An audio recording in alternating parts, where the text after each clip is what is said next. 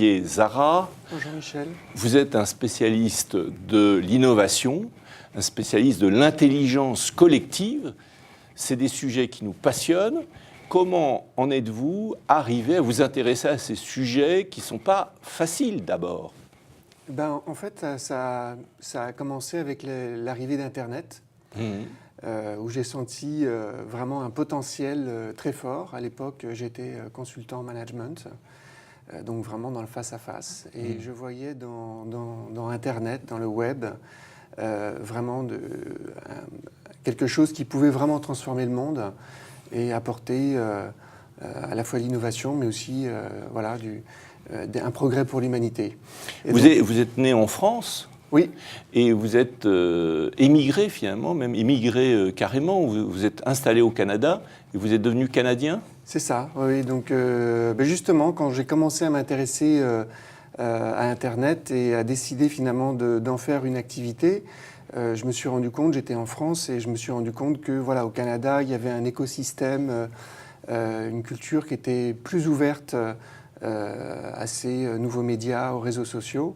Et donc, ça m'a donné l'envie. Donc, il y a 11 ans, effectivement, je suis parti m'installer là-bas et j'ai aujourd'hui la nationalité.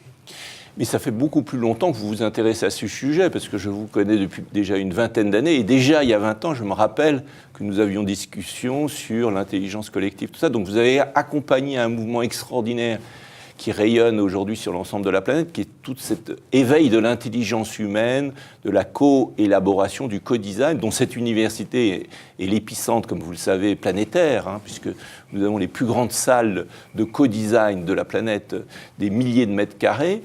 Donc, au fond, quel regard vous jetez sur cette histoire extraordinaire de cette humanité tout entière qui s'éveille, qui commence à co-créer ensemble, à co-designer le futur, qui est tout de même un phénomène extraordinaire. On pourrait le rapprocher de cette vision de Teilhard de Chardin, par exemple.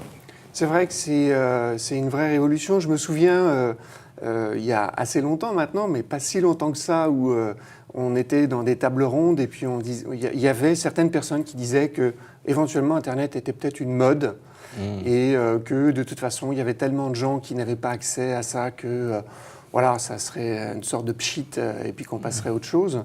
Donc aujourd'hui évidemment il y a plus grand monde pour oser dire qu'on n'est pas dans un mouvement de fond. Puis en même temps, ça rejoint vos travaux, Internet, c'est pas quelque chose qui supprime l'existant, mais qui vient s'ajouter. La chasse-cueillette n'a pas été détruite par l'agriculture, qui n'a pas été détruite par l'industrie, et donc cette société de l'information ne va pas non plus détruire ce qui existait auparavant. Donc on est dans une phase de transition, et c'est vrai que c'est assez passionnant de voir qu'aujourd'hui, voilà, on est dans une phase transitoire, on n'a pas encore compris tout, mais on est vraiment sur le début en fait de cette nouvelle ère.